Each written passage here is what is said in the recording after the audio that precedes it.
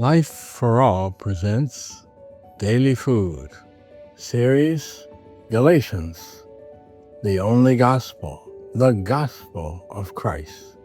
Title of Book 4, Whatever a Man sows, that he will also reap, by Pedro.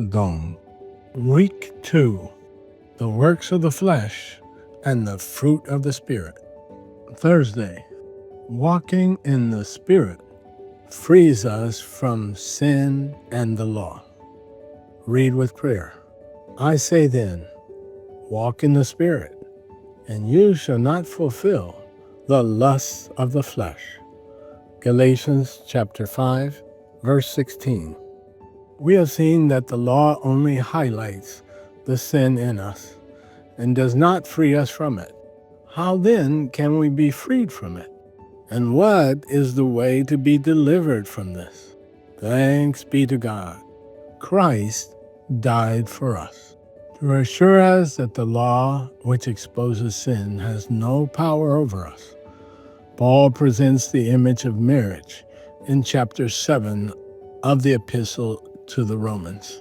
For the woman who has a husband is bound by the law to her husband as long as he lives.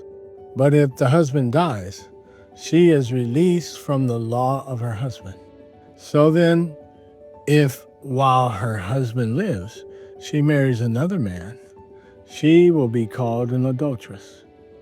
But if her husband dies, she is free from that law, so that she is no adulteress, though she has married another man. Verses 2 and 3. These verses show that we all have a husband, that is, the old man. In other words, it is the flesh that imprisons us and causes us to live under the slavery of sin and the law. However, when our old husband, the old man, dies, sin no longer has power over us. That is why salvation does not come through a change in behavior. Instead, the only salvation is to put our old man to death. In chapter 6 of Romans, we read, knowing this, that our old man was crucified with him, that the body of sin might be done away with, that we should no longer be slaves of sin. Verse 6. Whoever has believed in Jesus is identified with Christ and united with him in his death, and consequently also in his resurrection. Verse 5. In this way, our old man has died. We are now dead to sin and, therefore, also dead to the law, but living in resurrection. Through resurrection, we now walk in newness of life. But now we have been delivered from the law, having died to what we were held by, so that we should serve in the newness of the Spirit and not in the oldness of the letter. Romans chapter 7, verse 6. In the light of this, the flesh and its lusts no longer have power over us, for we have already died with Christ. According to chapter 6 of Romans, we died with Christ, were united with his resurrection, and today walk in newness of life. However, this is a spiritual fact. How does it become real to us in our lives at this moment? When we walk in the Spirit. Walk in the Spirit, and you shall not fulfill the lusts of the flesh.